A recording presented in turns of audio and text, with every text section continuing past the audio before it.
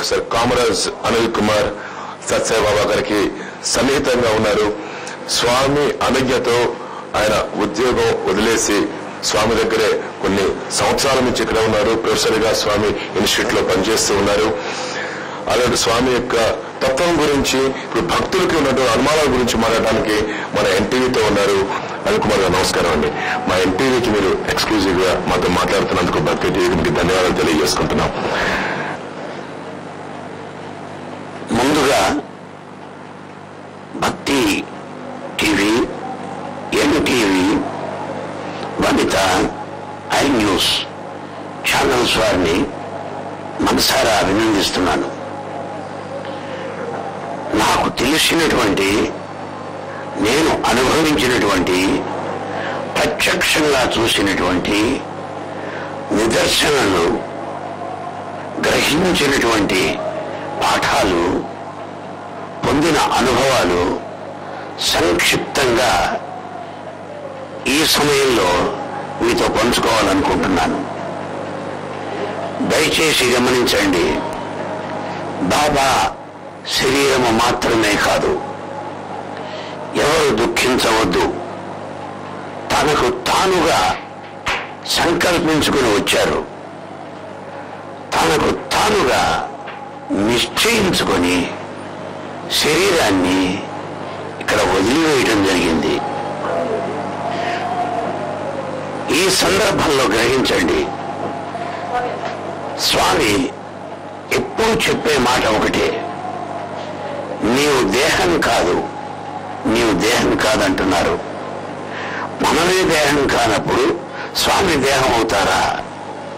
ఇంతకన్నా పిచ్చి ఏమన్నా ఉన్నదా?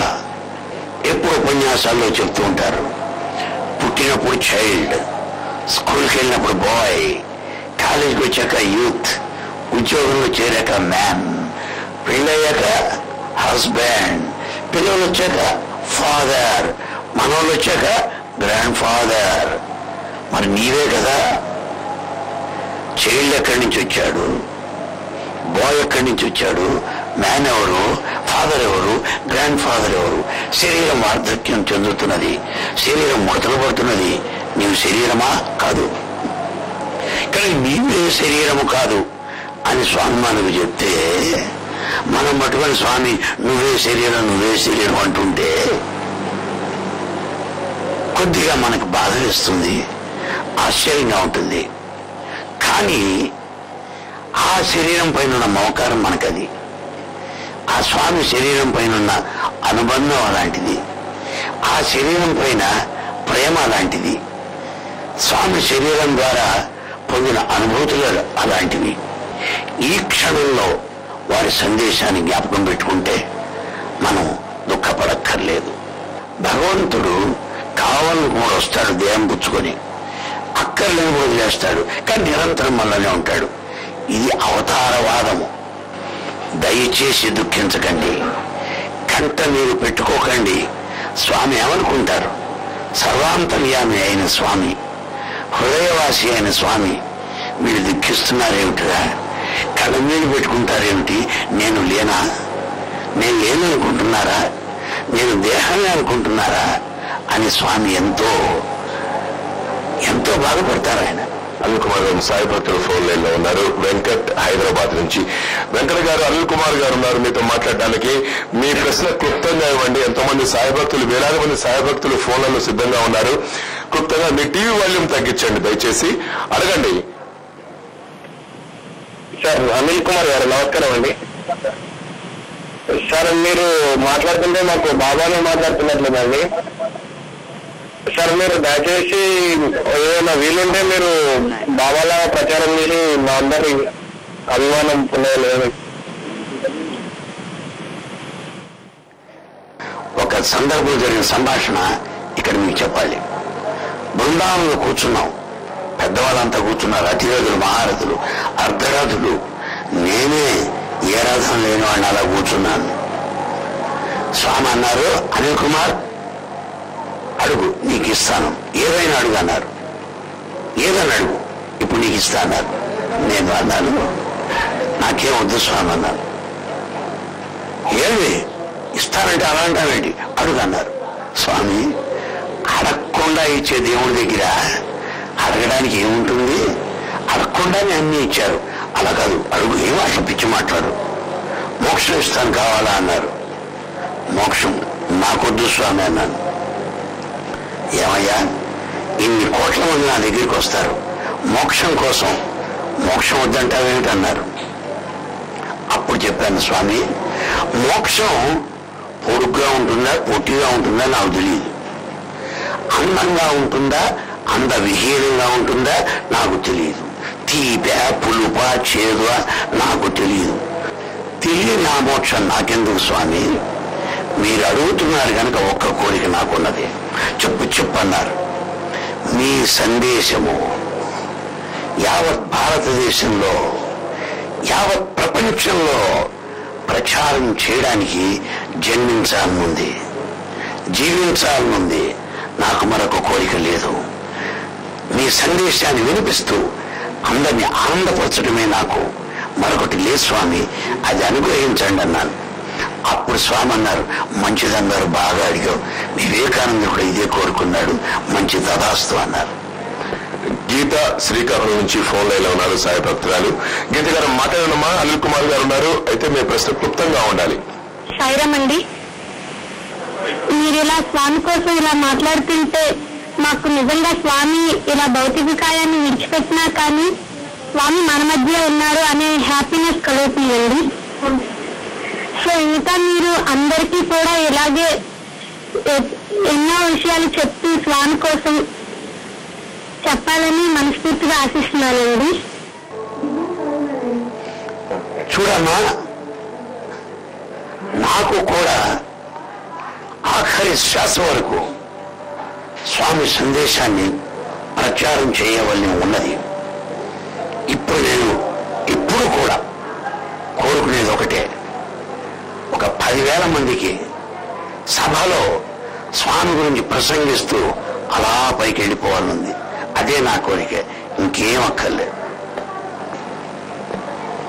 అనిల్ కుమార్ గారు, మీకు ఇంత సుదీర్ఘమైన అనుభవం ఉంది, స్వామితో మీరు ఎంతో చనువుగా ఉన్నారు, మీకున్నటువంటి అనుమానాలు కూడా ధర్మ సందేహాలు స్వామి దగ్గర నుండి మీరు తీర్చుకున్నారు. నాకు వ్యక్తిగతంగా ఒక అనుమానం ఒకటి ఉంది, ఒక ప్రశ్న ఒకటి ఉంది, దానికి మీరు సమాధానం చెప్పాలి. నాతో పాటుగా ఇది వేలాది మంది భక్తుల మనసుల్లో మెరుగుతున్నటువంటి ఇటువంటి ప్రశ్న అనమాట. స్వామిని అందరూ అజేయ శక్తిమంతుడు, ఆయన వచ్చారు, ఆయన అవతారంలో ఇలా వచ్చారు ప్రతి భక్తులు అనుకుంటారు మొత్తం అంతే. అలాంటి సత్సాయి బాబా గారు మృత్యువుకి ఎందుకు లొంగారు? అజేయము, అప్రతిహతము, అసమానము అయినటువంటి స్వామి యొక్క దివ్యత్వం శక్తి చాలా గొప్పది. అయితే అవతారం అంటే మానవుని వలె నటించుట. వాల్మీకి రామాయణం చూడండి, వాల్మీకి రామాయణంలో చిత్రకూటానికి వస్తాడు శ్రీరామచంద్రమూర్తి. అప్పుడు లక్ష్మణుడితో అంటాడు, నాయనా లక్ష్మణ, నా పినతల్లి నన్ను వనవాసానికి పంపించిందిరా, చూశావా కర్మ ఎవరు తప్పించగలరు? లక్ష్మణ, నేను సంకల్పిస్తే సముద్రములన్నీ ఉప్పొంగిపోతాయి, భూమంతా గడగడలాడిపోతుంది, అయినా అది ఇప్పుడు నా చర్య కాదన్నాడు శ్రీరామచంద్రమూర్తి. అంత మానవుని వలె నటించాడు.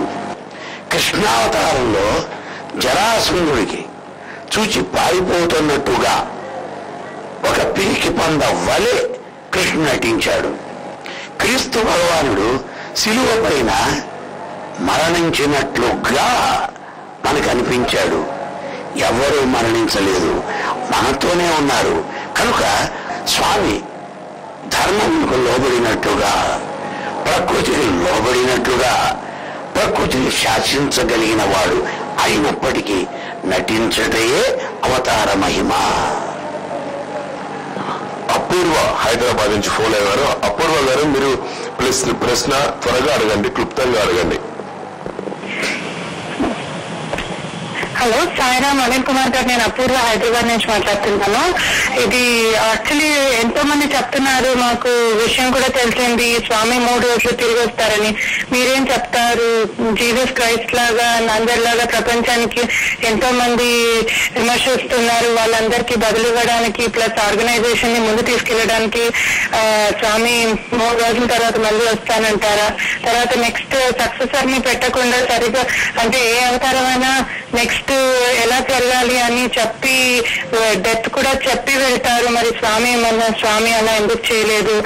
అండ్ ఇది ఏదైనా మనకి టెస్టింగ్ పీరియడా? ఎన్నో మిరకల్స్ చేశారు స్వామి, ఈ మిరకల్ కూడా జరుగుతుందంటారా? సాయిరామ్. చూడమ్మా, స్వామి 3 రోజుల తరువాత వస్తారు అని ఒకరు అన్నారు, వస్తారా అని మరొకరు సందేహించారు. ఇద్దరిది తప్పే నా ఉద్దేశం. పోతే కదా రావడానికి. పోయిన వారు వస్తారు, పోని వారు పోయేదేమిటి, వచ్చేదేమిటి? ఆయన సర్వత్రా ఉన్నాడు. రాని పోని రాకపోకలు లేనివాడే పరమాత్మ. అట్టి పరమాత్మ తత్వమే సాయిబాబా. కనుక ఎవరన్నా మిమ్మల్ని 3 రోజులు వస్తారా అంటే ఇక్కడే ఉన్నాడు, నీ కనపట్టలేదా అని అడగండి. ఇక భవిష్యత్తు గురించి స్వామి ఏమన్నా చెప్పారా? నా దృష్టిలో భవిష్యత్తు గురించి స్వామి చెప్పనక్కర్లేదు. భవిష్యత్తును నడిపించేవాడు ఆయన. చెప్పేదేమి? భవిష్యత్తు చెప్పడం అది చిలక జోష్యమా, హస్త సాముద్రికమా? భవిష్యత్తుని శాసించేది, భవిష్యత్తును నిర్ణయించేది, భవిష్యత్తు నడిపించేది అదే సాయి శక్తి. గమనించండి. శ్రీలత వైజాగ్ నుంచి ఫోన్ లైన్ లో ఉన్నారు. మాట్లాడమ్మా అనిల్ కుమార్ గారితో. ప్రశ్న క్లుప్తంగా అడగండి, డైరెక్ట్ గా అడగండి. సాయిరామ్. మీరు స్వామి గారి మేము చెప్పిన బాధల్లో అన్ని కూడా దగ్గరుండి చూస్తున్నారు. మీరు చెప్పిన విధంగా అన్ని కూడా మేము పాటించి ఉన్నాము సార్. మీరిట కూడా ఆయన చెప్పినవన్నీ మాకు చెప్పి మాకు ప్రేమ మార్గంలో నడిపించాలని మా కోరిక సార్. అదొక్కటే మేము కోరుకునేది. మరి నా కోరిక చెప్పనా? నేను అంతటా వచ్చి స్వామి గురించి చెప్పాలని మీకున్నది. నాకు ఆఖరి శ్వాస వరకు స్వామి తత్వ ప్రచారంతో శేష జీవితాన్ని గడపాలని నాకున్నది. నా మాట నమ్మండి, స్వామి సాక్షిగా చెప్తున్నాను. స్వామి సర్వశక్తిమయుడు అని అనుకున్నప్పుడు సత్యసాయి బాబా గారు అనారోగ్యం పాలవటం ఏంటి? ఇది ఎంతో మంది ప్రశ్నల్ని వేధిస్తున్నటువంటి అనుమానం. స్వామి అనారోగ్యము వారి సంకల్పానుసారం జరిగింది అని నేను పూర్వానుభవముల దృష్ట్యా నిరూపించగలను. స్వామి గోవా సందర్శించారు. గోవాలో ఆ రోజుల్లో నకుల్ సేన్ అనే గవర్నర్ ఉండేవారు. స్వామి ఉపన్యాసం సాయంకాలం. స్వామికి ఆ రోజున పక్షవాతం వచ్చింది. కాలు చేయి పడిపోయింది, మూతి ఒక పక్కకి వెళ్ళిపోయింది. స్ట్రెచ్చర్ మీద వేదికకి తీసుకొచ్చారు. వేలాది మంది ఎదురుగుండా ఉన్నారు. అప్పుడు స్వామి ఒక గ్లాసులో మంచినీళ్ళు తెమ్మని ఒక చేత్తో సైగ చేశారు. ఆ నీళ్లను చల్లుకున్నారు. బాడీ సెటరైట్ అయిపోయింది. నిలబడి ప్రసంగించారు. కనుక ఇచ్ఛానుసారము స్వస్థత చేకూర్చుకున్న స్థితి స్వామికి ఉన్నది. అంతేకాదు, స్వామికి ఇక్కడ పెల్విక్ అంటారు, నడుము దగ్గర ఫ్రాక్చర్ అయింది. నడుము దగ్గర ఫ్రాక్చర్ అయితే చాలా నొప్పిగా ఉంటుంది, కదలలేరు. డాక్టర్లు చెప్తారు, ఎవరైనా చెప్తారు. 60 ఏళ్ళు దాటితే అక్కడే మనకి ఇరిగేది. ఒళ్ళంతా అప్పడాలా ఉంటుందన్నమాట, ఎముకలన్నీ కూడా. ఎంతో బాధతో ఉన్నాడు స్వామి. అప్పుడు ఓణం పండుగ కుర్చీలోంచి ఠాకామని లేచి దాన స్వామి స్పీచ్ చెప్పేశారు. ఆ ఫ్రాక్చర్కి లొంగలేదే, పక్షవాతానికి లొంగలేదే. అలాంటి స్వామి ఈనాడు ఎందుకు లొంగాడు అంటే అవతార సమాప్తి కూడా ఒక ప్రణాళిక ప్రకారం జరుగుతుంది. సరయూ నదిలో ప్రవేశించాడు శ్రీరామచంద్రమూర్తి సోదరులతో సహా. కృష్ణ పరమాత్మ అవతార సమాప్తి కాలంలో పడుకున్నట్లు నటించి ఒక బోయవాని యొక్క బాణము తన బొటనవేలికి తగిలినట్లుగా సంకల్పించి ప్రాణం విరచుటకు అది ఒక నెపంగా ఎన్నుకున్నాడు.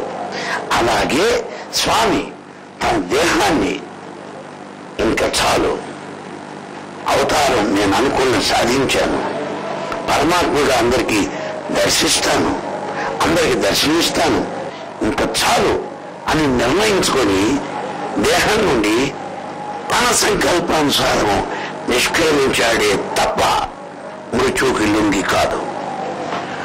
ఆదినారాయణ చిత్తూరు నుంచి ఫోన్ లైన్ లో ఉన్నారు సిద్ధంగా ఉన్నారు. ఆదినారాయణ గారు అడగండి. అనిల్ కుమార్ గారు ఉన్నారు. మీ టీవీ వాల్యూమ్ తగ్గించండి. ఇప్పుడు స్వామివారు దేహం విడిచి చాలా రోజులు అయిందంటున్నారు కదా, అది ఎన్ని రోజులు తట్టుకోలేదు స్వామి దేహము అన్నారు. అది స్వామి దేహము విడిచి ఎన్ని రోజులు అవుతుంది? అందులో స్వామి 3 రోజులకు వస్తారంటున్నారు. అది ఎంతవరకు నిజము? ఇందాకే నేను సమాధానం చెప్పాను. ఎన్ని రోజులు దేహం తట్టుకుంటుంది? స్వామి సంకల్పించిన రోజులు. 3 రోజుల్లో వస్తారా? పోలేదు కనుక వచ్చే ప్రసక్తే లేదు, ఇక్కడే ఉన్నారు. ఇది నా సమాధానం. రాయచోటి నుంచి ప్రసూనాంబ గారు ఫోన్ లైన్ లో ఉన్నారు. ప్రసూనాంబ గారు మాట్లాడండి. అనిల్ కుమార్ గారు ఉన్నారు. హలో, నమస్తే సార్. ఏం లేదు సార్, అక్కడ ఆయన దైవాంశ సంభూతుడై ఉండుకొని ఆయనని రథ సభ్యులు కొందరు మోసం చేశారు అని చెప్పారు. ఆయన అన్ని అవయవాల విధంగా అవుతా ఉంటే ఏమాత్రము శ్రద్ధ లేకుండా మాదిరిగా ఉన్నారంటే ఇంత కోట్లాది భక్తులను వాళ్ళు అట్లా ఈ మధ్యగా చేసినట్లు నాకు చాలా బాధగా ఉంది సార్. వాళ్ళ మా బాధ్యతగా వాళ్ళు కూడా చూడాలి కదా సార్. ఆయన ఎంతమందికి ఎన్ని విధాలా ఉపయోగపడతా ఉన్నాడు. ఈరోజు దైవం లేడు అనే వాళ్ళకి కూడా దైవం ఉండాడు అనే చాటి చెప్పేటువంటి మహానుభావుడు కదా సార్. నాకు కొంచెం చెప్పండి సార్. అవునమ్మా, స్వామి దైవాంశ సంభూతుడు కాడు, మనమంతా దైవాంశ సంభూతులమే. స్వామి దైవము, దైవాంశ సంభూతుడు కాడు, స్వామి దైవము. ఆయన దైవం అని మనం నమ్మినప్పుడు ఆయన ఎవరు మోసం చేయలేడు.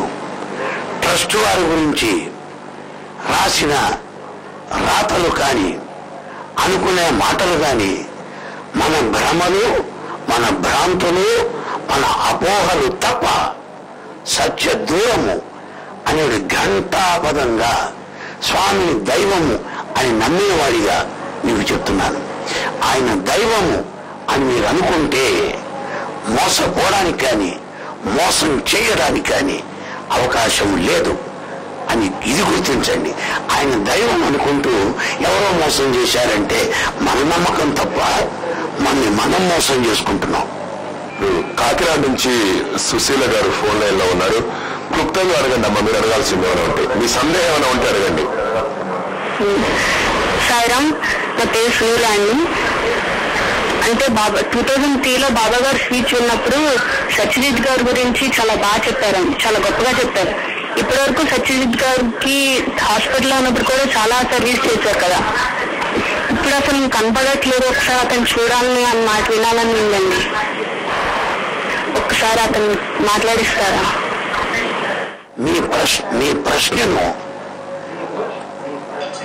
అవకాశంగా తీసుకొని మరొక్కసారి సత్యజిత్ గురించి చెప్తాను. సత్యజిత్తును చూచిన వాళ్ళు చాలా తక్కువ, చేతి వేళపై లెక్క పెట్టవచ్చు.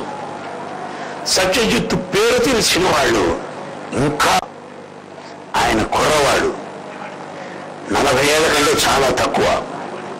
ఎంఎస్సి ఎంబీఏ చదివినవాడు ఆయన. తల్లిదండ్రులకు దూరంగా, బంధువులకు దూరంగా సూర్యోదయము సూర్యాస్తమయము కూడా చూడకుండా 24 గంటలు కంటి రెప్పవలే స్వామి సేవ చేసుకున్న అతడు ధన్యజీవి, హనుమత్ సమానుడు. ఆ వయస్సులో సాధ్యమా? ఎంత లేత వయస్సు, ఎంత యువకుడు స్వామికి సేవ చేయటంటే సామాన్యం అనుకుంటున్నారా? స్వామి కనురెప్పల సైగా, స్వామి యొక్క చేతి వేళ్ల కదలిక, ముఖ కవలికలు బట్టి పనిచేయాలా, ఎలాంటి మర్యాదలు చేయాలి, ఎలాంటి సేవలు అందించాలి, ఎలాంటి వారు వచ్చేవారిని ఎలా చూసుకోవాలి, స్వామి ప్రమాణాలు చాలా అత్యున్నతమైనవి. వారి స్థాయిలో సేవలందించి 18 సంవత్సరాలు నా దృష్టిలో సత్యజిత్ హనుమత్ సమానుడు. హనుమంతుడి యొక్క దాస్యభక్తి అతడు ప్రతీక. అయితే ఇప్పుడు కనపట్టలేదంటున్నారు. మీకు కనపట్టలేదేమో, తప్పకుండా అక్కడే ఉంటాడు. 24 గంటలు వదిలిపెట్టే మనిషి కాడు ఆయన. తట్టుకోలేడు. అతనికి ఉన్న ప్రేమ, స్వామిని అనుసరించి నీడవలే ఉన్న వ్యక్తి అసలు ఎలా బ్రతుకుతాడు ఆయన లేకుండా అనేది నాకు కూడా ఉన్న ప్రశ్న. ఆయన ఉన్నాడు, స్వామి సేవ చేసుకుంటూనే ఉన్నాడు. మణిమాల గారు హైదరాబాద్ నుంచి. అమ్మా మాట్లాడమ్మా. మణిమాల గారు, అనిల్ కుమార్ గారు ఉన్నారు. మీ టీవీ వాల్యూమ్ తగ్గించండి, ప్రశ్న సూటిగా అడగండి. నమస్కారం అండి అనిల్ కుమార్ గారు. పేపర్లో చూసిన విధంగా బాబా గారు చాలా బాధ పెట్టారు అనే మాట విని నాకు చాలా బాధ అనిపించింది అనిల్ కుమార్ గారు.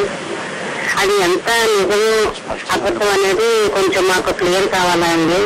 తర్వాత ఏంటంటే అటువంటి స్వామీజీని అలా బాధపెట్టడం అనేది అసలు అది ఎంతవరకు నిజమో నాకు తెలియటం లేదు. అది కానీ మీతో మాట్లాడటం మా అదృష్టంగా భావిస్తున్నా. ఒక్క విషయం మాకు తెలిస్తే కొంత మనసు ఊరట కలుగుతుంది మాకు.